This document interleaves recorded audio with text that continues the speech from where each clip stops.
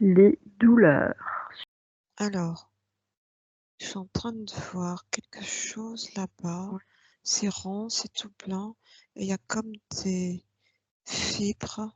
Ça ressemble à des fibres nerveuses, comme un dôme, comme ça, c'est rond. Ça me parle d'inflammation et au-dessus, c'est comme des fibres nerveuses. Ça me dit c'est alimenté. Ce qui est en bas, l'inflammation, alimente ces fibres nerveuses qui vont de la périphérie vers la moelle épinière.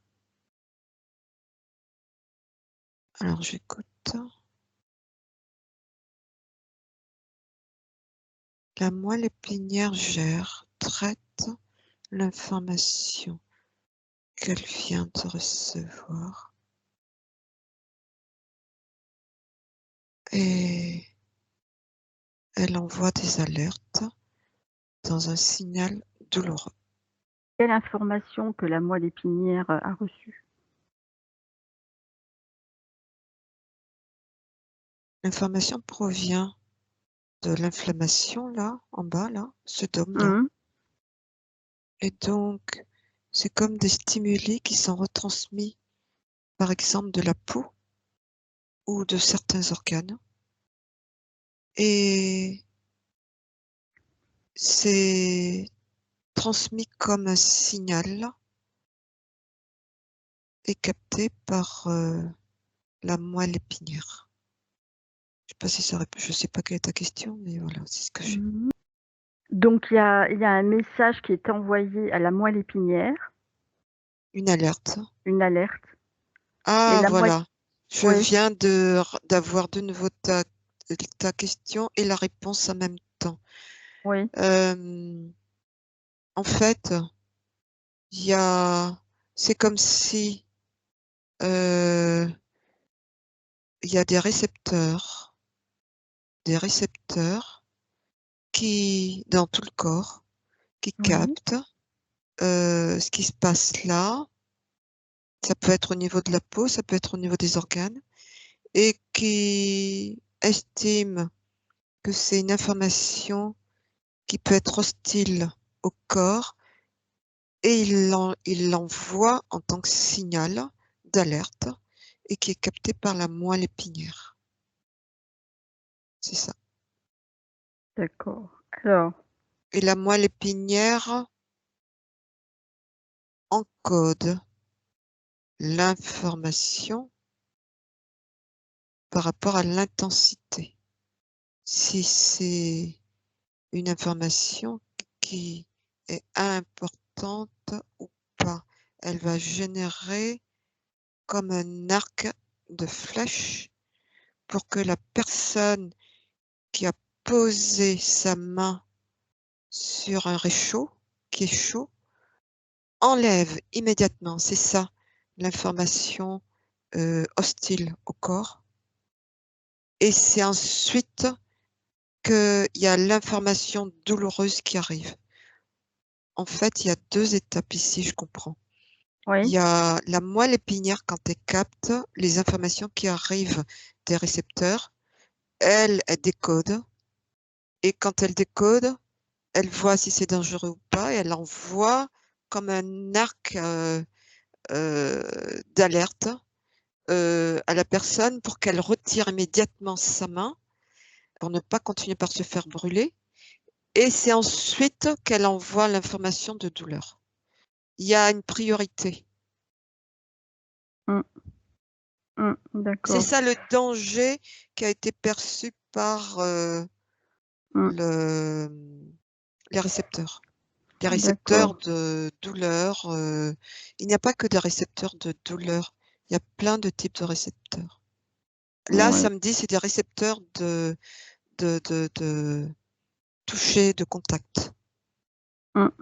Les récepteurs de toucher, de contact ont envoyé une information très vite, disant qu'attention, il y a quelque chose de dangereux. La moelle épinière saisit l'information et de suite, elle envoie, une information pour vite enlever la main ou les doigts et ensuite elle envoie l'information de douleur. Parce que la personne, quand elle a posé sa main, elle a été brûlée. Qu'est-ce qui va déterminer l'intensité de la douleur?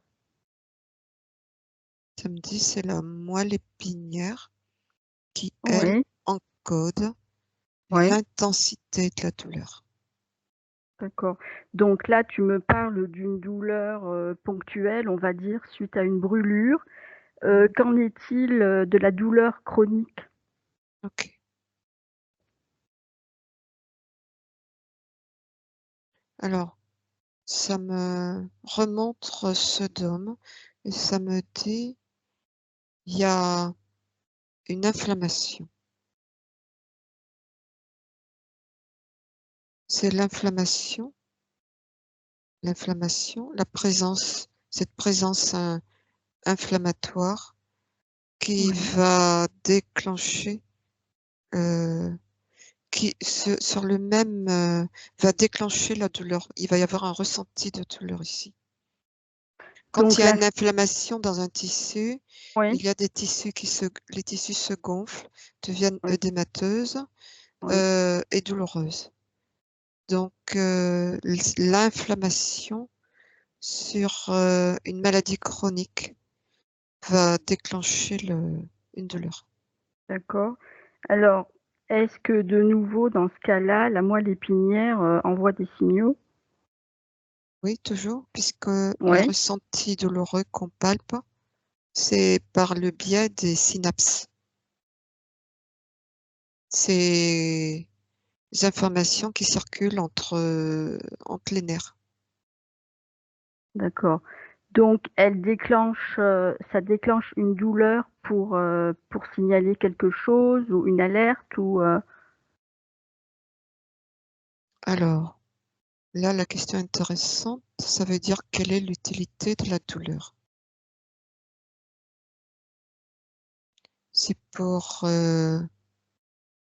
déjà indiquer à la personne qui a une anomalie, alors ça me parle du chronique, qu'il y a le maintien d'une anomalie dans cette zone qui s'exprime en inflammation. Le mmh, but, c'est qu'elle devienne consciente. Pourquoi la personne, son corps, mais c'est elle, maintient de l'inflammation douloureuse dans cette zone du corps. mmh. Si c'est vraiment pour attirer, c'est pour amener quelque part la personne à être dans sa conscience Ah, pour comprendre ce qu'elle fait. c'est une douleur, chronique, ça veut dire qu'elle revient. Voilà. Qu'est-ce qui fait qu'elle revient? Est-ce qu'il y a un autre facteur qui entre en ligne de compte? Ça me montre de nouveau des branches allumées comme ça, je dirais de l'inflammation. C'est pour attirer l'attention sur la Mmh, personne pour qu'elle comprenne pourquoi elle entretient de la mmh, douleur dans cette zone et ça me d'accord. parle d'angoisse.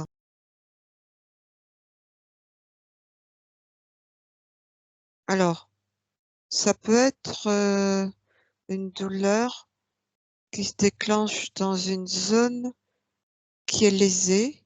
Les tissus sont lésés, Mmh, comme par exemple, de l'arthrose quelque part et en fait, c'est pour lui permettre ça me montre des liens comme ça de connexion. C'est pour qu'elle se connecte à elle, pour comprendre que veut dire sa douleur mmh, par rapport à cette arthrose qu'il y a là. d'accord. Alors, c'est une répétition de la douleur justement pour qu'on y prête attention et En fait, c'est comme si la personne, elle est toujours dans un état inflammatoire. Elle se remet régulièrement dans un état inflammatoire parce qu'elle a du mal à sortir de quelque chose et si elle a du mal à sortir de quelque chose, c'est que c'est elle qui fabrique cette inflammation-là par rapport à un ressenti. Alors j'écoute. Pourquoi? Quel est ce ressenti qu'il y a derrière? Il y a une peur. La peur, c'est comme si... Alors ça me parle de quelqu'un qui a une arthrose évolutive dans cette zone depuis pas mal d'années et Mmh. donc ça réveille des douleurs et qu'en réalité, elle a peur. Elle a peur, elle a des peurs par rapport au fait que ça revient tout le temps. Quelque chose dont elle aimerait bien se débarrasser et en fait, elle ne sait pas comment.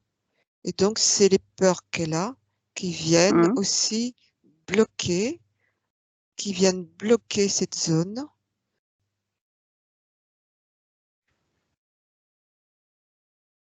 Cette peur qu'elle a déclenche tout un système contre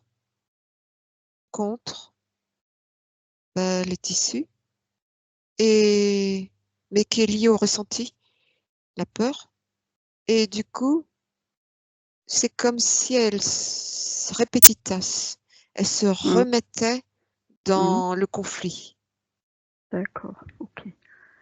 Donc elle est quelque part, elle est bloquée dans une situation, dans un ressenti et ce ressenti revient à la charge à chaque fois Elle pour a lui peur oui.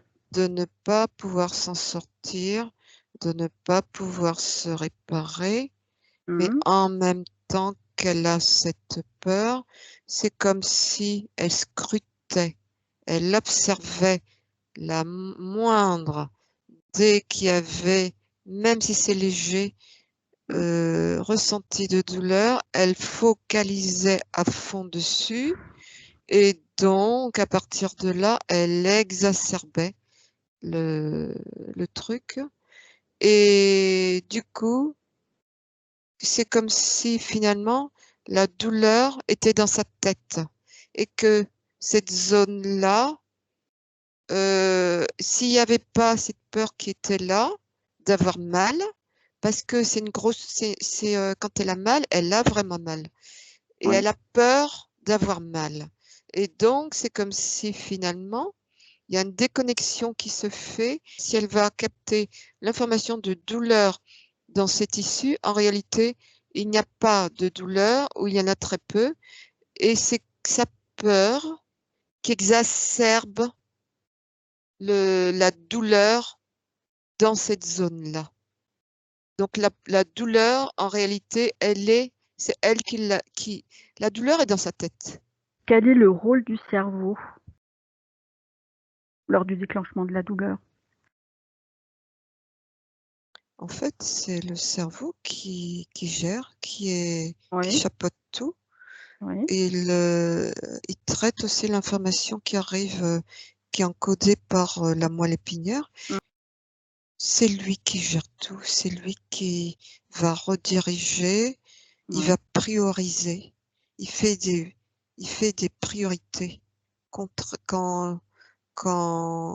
les Mmh. douleurs sont captées ainsi, c'est lui Mmh. qui décide, c'est lui qui Mmh. priorise ce qu'il Ouais. fait. Et ça me parle, ça me montre une girafe qui a été blessée, qui a reçu un coup de... Ça me montre un chasseur. Oui. Coup de fusil. Et Oui. le cerveau priorise la vie, donc Oui. la survie. Et donc, du coup, l'information première que va capter la girafe, c'est sa survie. Donc, d'étaler, fuir. Ça veut dire qu'elle ne capte pas la douleur de Mmh. l'impact de la balle qu'elle a reçue. Et c'est et ça va lui permettre de pouvoir d'étaler, fuir Mmh. et semer le prédateur, qu'est le chasseur. Et c'est après, quand elle se trouve en pause, qu'elle commence par avoir les informations de douleur à l'impact où elle a reçu la balle. D'accord. Et est-ce que tu peux savoir quel est le cerveau qui réagit comme ça? Non, ici, on est sur le cerveau archaïque. Oui, c'est ça. On est sur le Voilà. cerveau archaïque Oui, qui réagit. Voilà. c'est le Parce que, pourquoi? cerveau reptilien. Parce qu'on Oui, est sur la survie, oui, tout à fait. Ok. dans l'exemple qu'il vient de donner. Est-ce que tu veux prendre une personne? J'appelle une personne qui a des douleurs chroniques. Elle se présente maintenant. Marguerite, je vérifie. Oui, il s'agit d'une personne incarnée. Elle a 53 ans. Elle a des douleurs à la rotule du genou, donc chronique. Et elle a des... Je suis en train de la scanner. Elle a des... Ça me le montre tout seul. Et elle a des douleurs au bas des vertèbres. Ça me parle des lombaires. Regarde sur un plan physique, ou quel est le facteur qui déclenche cette douleur? Ça me parle de... C'est une personne qui a du mal à gérer ses rapports avec les autres et qui n'est pas dans la flexibilité dans sa tête et qui cherche à... En fait, c'est pas flexible, ça me montre son genou. C'est pas flexible. Quand elle reçoit, par exemple, des ordres, D'accord. elle a du mal avec les ordres et elle se braque elle-même dans son corps. Et c'est un peu comme si elle prenait ça, elle associait ça à une relation de soumission, le genou. Et donc, du coup, comme elle se braque dans son corps, elle se rigidifie et elle va elle-même se créer des lésions dans son genou. Alors que ça me montre à côté une personne lambda qui n'a aucune difficulté par rapport à ce type de relation et Mmh. c'est fluide. Elle n'a pas de problème au niveau de ses genoux. Donc c'est vraiment elle, dans son état d'esprit, ce qu'elle pense par rapport à sa relation à l'autre, une autorité. C'est elle qui Elle se braque et elle ouais, crée de la rigidité dans ses tissus. Et donc ces tissus finissent par, je vois,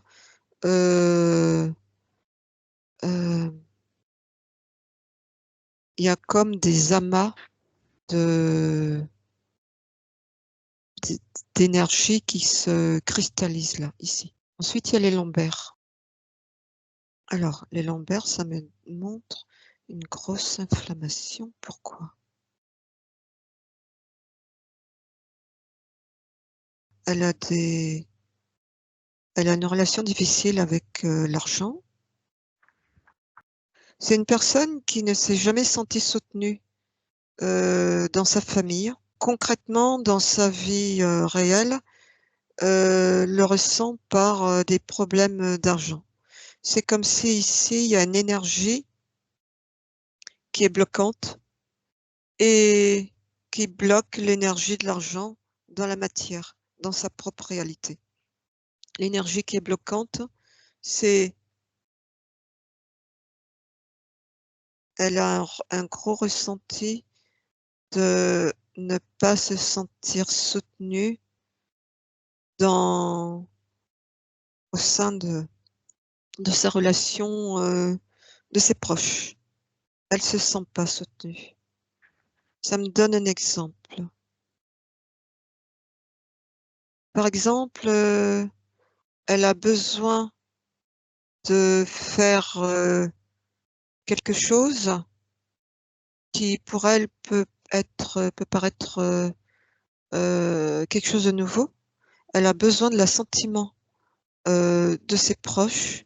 Ça me montre son conjoint et son conjoint s'en fout. Et c'est comme si il y a une notion de dépendance chez elle. Elle a ce besoin irrépressible d'avoir l'accord, le soutien, dans tous les cas, dans sa façon de lui dire ce qu'il pense, et en réalité, il s'en fout.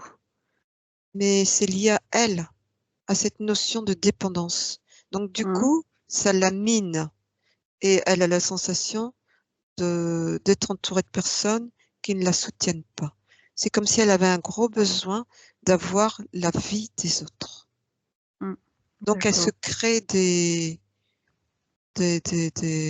problèmes là Des au blocs niveau de ses des vertèbres. blocs des blocages d'énergie. Oui, en fait, en réalité, par rapport à l'argent, ça se manifeste avec l'argent, Mmh. euh, où elle est en difficulté par rapport à l'argent, mais c'est de l'énergie qu'elle bloque elle-même. Et ça Voilà. se manifeste de cette façon. Ouais. Donc il faudrait libérer ces énergies bloquées pour, libérer la douleur. Donc ici, oui, on en vient à la douleur. Donc il y a de la Mmh. douleur. D'accord. Et il y a de la douleur qui se cristallise Ouais. parce que ce qu'il y a derrière, le ressenti, c'est elle ne se sent pas aidée, soutenue dans cet environnement proche. Ça m'a dit autre chose par rapport à l'argent. C'est comme si, pourquoi elle bloque cette énergie d'argent qui ne coule pas à flot dans sa vie? C'est comme si elle pensait inconsciemment quelque part qu'elle avait besoin de l'autre pour gagner sa vie. Donc on revient à sa notion de dépendance ici. Mmh. Donc l'énergie est bloquée. Alors regarde maintenant sur les autres dimensions du corps physique. Alors ça me parle de la sphère mentale qui, je la vois, elle est toute blanche, un peu à l'image de cette zone de son corps qui est enflammée. C'est une Mmh. image, hein, ça ne veut pas dire Ouais. que le corps mental est enflammé, mais c'est comme si elle, elle Mmh. brasse énormément Oui. de choses dans sa tête. Oui. C'est comme si en réalité, son mental n'était pas reposant. Et donc Mmh. du coup, ça me fait un lien avec son corps physique. Le fait que ce mental n'est pas reposant, eh bien, ça recrée du stress, un stress pas possible, et donc ça ravive les conflits physiques dans son corps physique. Ouais. Et donc, du D'accord. coup, sa Mmh. zone ne peut pas se réparer non plus. Donc, en Mmh. réalité, c'est double. C'est Mmh. sa croyance sur laquelle elle doit travailler et apaiser ce Le mental mental. Oui. qui bouillonne énormément et qui crée du stress. Maintenant sur le plan métaphysique. Alors, je vois quelque chose. Pour l'instant, je ne sais pas ce que c'est. Ça me dit même chose. La même chose qui se passe dans son corps mental. C'est exactement la même chose que je vois qui est en train de se passer sur son corps éthérique.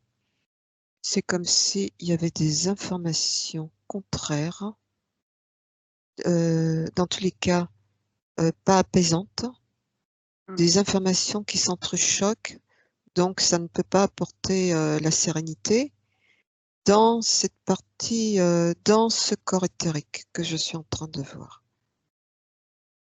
D'accord. Ça Et veut dire donc qu'il c'est comme oui? si ce corps mental, ce corps physique était à l'image aussi de ce qui se passe au niveau de l'éthérique. Tout à fait.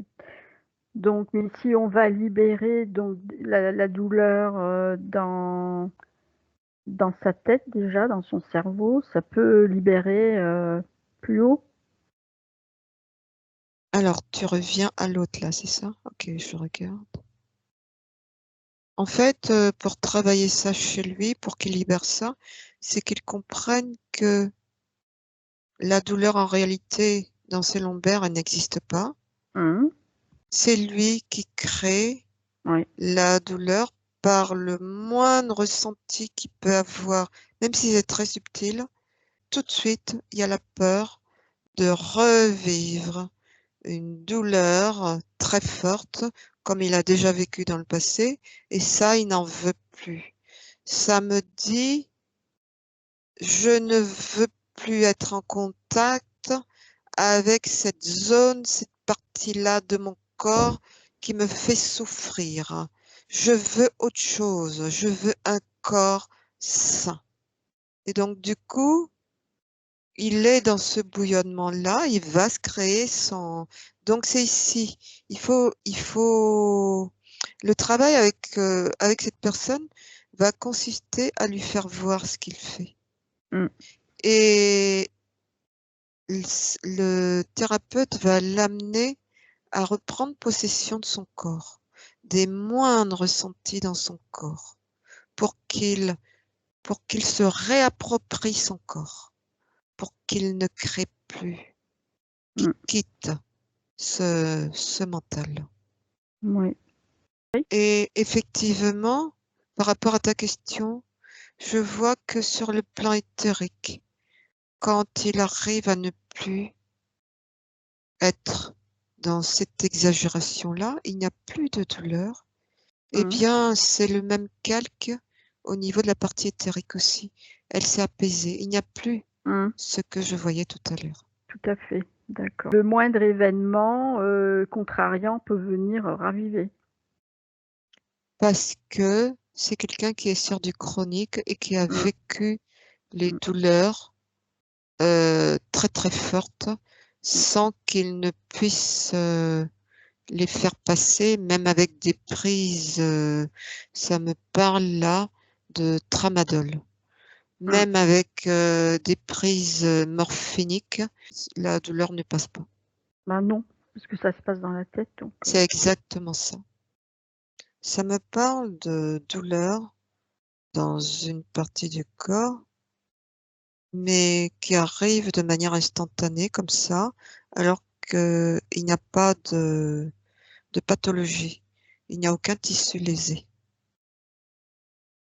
Et ici, ça me reparle également de nouveau de peur, parce que en réalité, c'est parce que ce qui vient déclencher ça, c'est que la personne ne contrôle rien, alors que la personne qui vient d'avoir une fracture, par exemple à la cheville, et qui a une douleur, elle sait que c'est à cause de la fracture et que ça va guérir et qu'elle n'aura plus la douleur. Ici, c'est différent. C'est une douleur qui arrive spontanément, comme ça, on ne sait pas pourquoi. Il n'y a aucune pathologie dans cette zone-là. Et donc, du coup, il y a une peur ici de ne pouvoir rien contrôler. De quel type de douleur tu parles là? C'est des douleurs qui se manifestent dans des zones du corps. Il y a beaucoup de gens qui vivent ce genre de choses alors qu'il n'y a pas de pathologie. D'accord, qui ne sont pas Donc, du chroniques alors? coup, si, c'est chronique. C'est chronique, oui. Du coup, la personne a peur d'une douleur qui se manifeste toute seule dans cette zone, qu'elle ne peut contrôler. Elle, ne serait-ce qu'à cause de ça, ça lui fait peur et elle vient déclencher du stress en elle. Et c'est comme si c'est ce stress qui entretient cette douleur qui se manifeste dans cette zone de manière spontanée. C'est ce stress qui envoie un signal pour que la douleur se déclenche, en fait. En réalité, ça me dit que elle est dans un faux combat.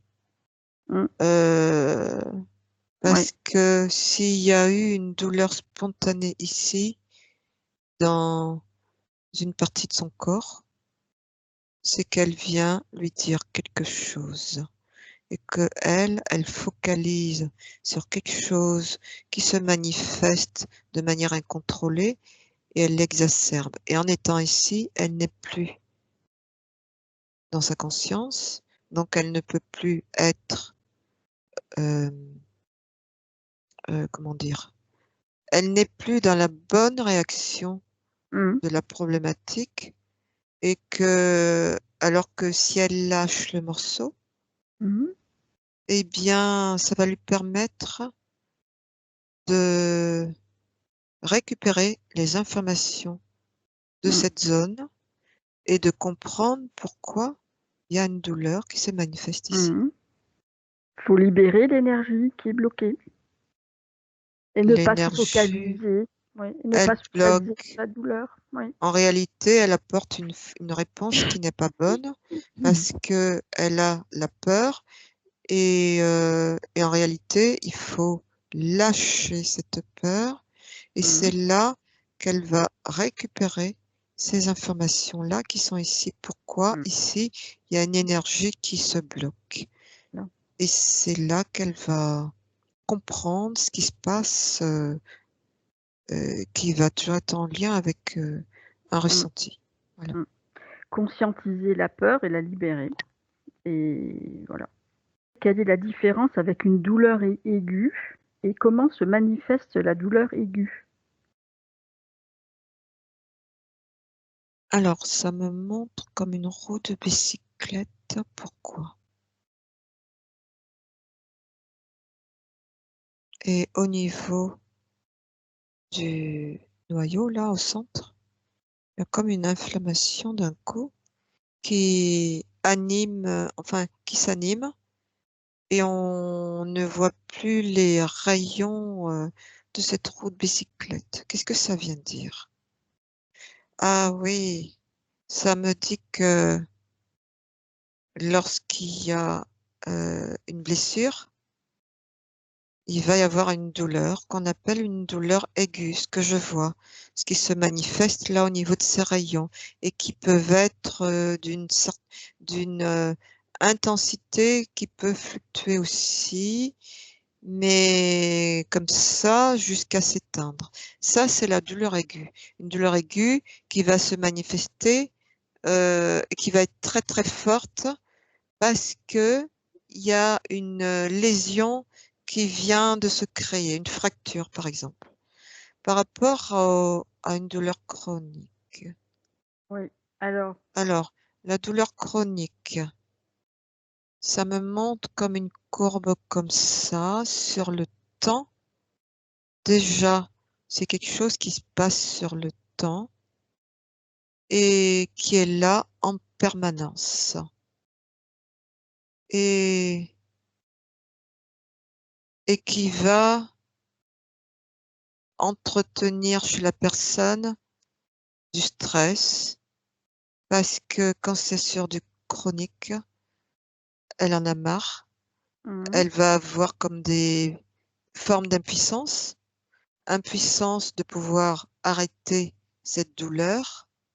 Donc elle va rentrer dans un cycle qui va en réalité entretenir la problématique ici, ce qui n'est pas le cas de la douleur aiguë. La douleur aiguë, elle sait, ça vient de ça, c'est mmh, aigu, c'est très fort, mais en d'accord, même temps, elle ne stresse pas parce qu'elle sait d'où ça vient et elle sait mmh, que dès qu'elle va guérir, il n'y aura ça va plus. partir. D'accord, donc c'est passager en fait, c'est une douleur, qui est digérée, qui est passagère. La douleur chronique vient créer Mmh. des impuissances, des choses qui viennent entretenir, ce qui se passe. Ça me parle Alors des fibromyalgiques. d'accord, Les alors personnes, oui, sujettes à la fibromyalgie oui, ont énormément de peur mmh, parce que quand elles rentrent dans ces crises, c'est ça me parle de douleurs, musculo-squelettiques dont elles maîtrisent rien et qui sont hyper, hyper, hyper douloureux et elles ne peuvent que d'accord, se mettre au repos parce qu'elles ne maîtrisent rien, rien, d'accord, rien. Mais ça n'em attends, j'ai pas fini, excuse-moi. Ça n'empêche que ça tourne là, ici, parce oui, qu'elles se sentent impuissantes, bloquées Ouais. dans un fonctionnement dont elles ne comprennent pas d'où ça vient, elles n'ont pas de diagnostic de posé, elles sont en errance médicale. Mhm. Diagnostic posé, c'est-à-dire qu'il n'y a pas, c'est enflammé de partout.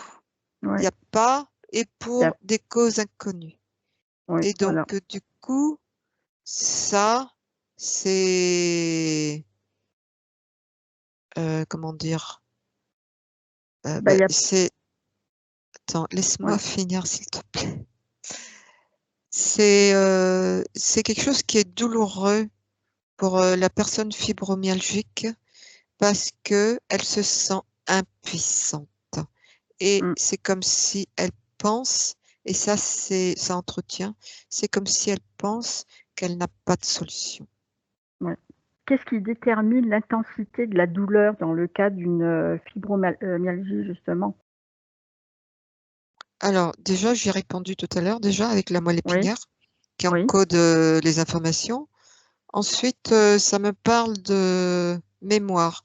C'est-à-dire Mm, que quand il y a des récepteurs de douleur, mais pas que, il y a d'autres récepteurs aussi qui se déclenchent, eh bien, le cerveau, il va chercher.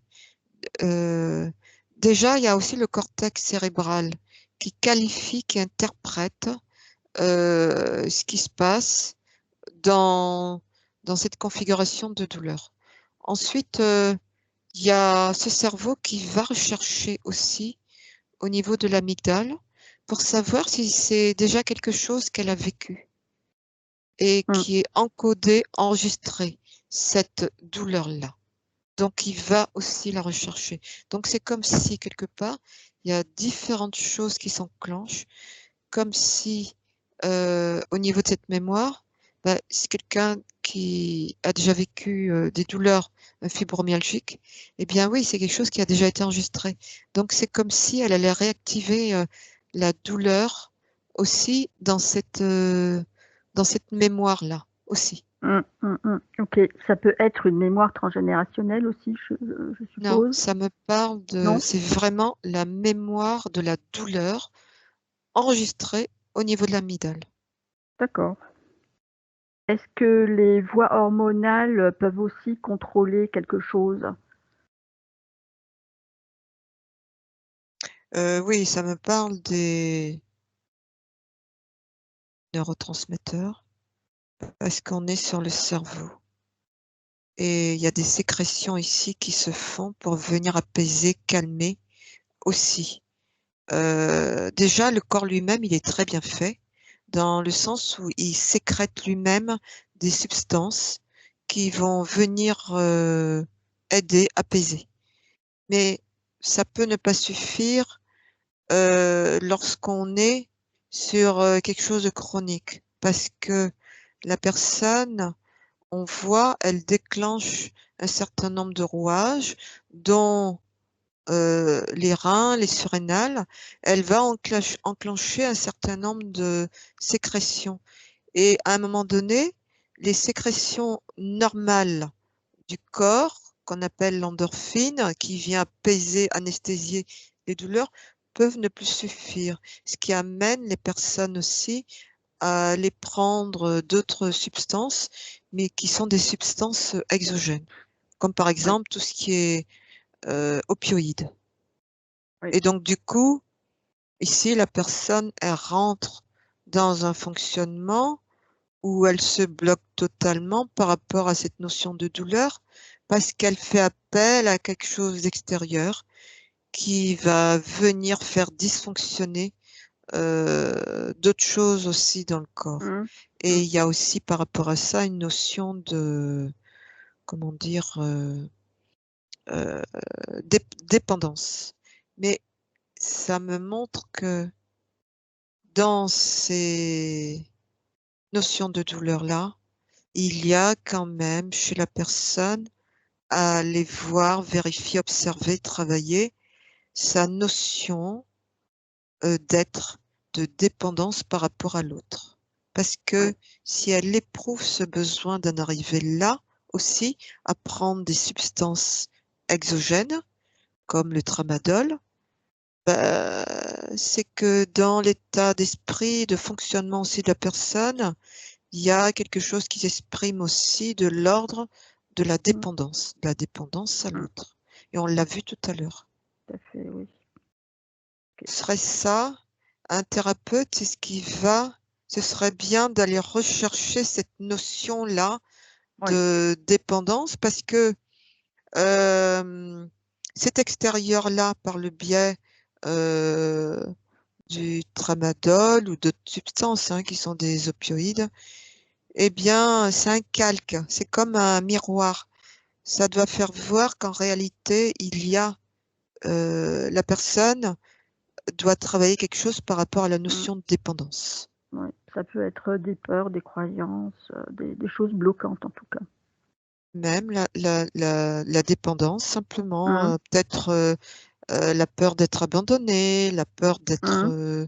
voilà, toutes Mmh. ces notions qui tournent autour de la dépendance. Très bien.